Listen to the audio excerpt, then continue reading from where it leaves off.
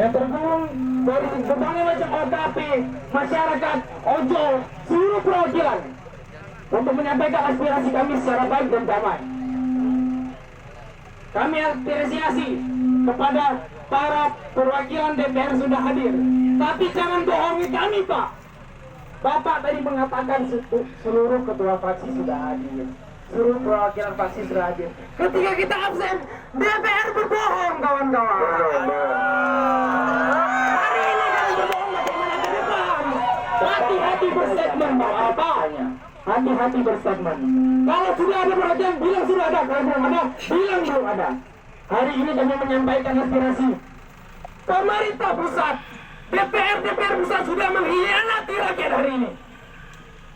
Membuat kebijakan yang tidak pro pada rakyat. Sudah jelas-jelas BBM dinaikkan, katanya kan APBN.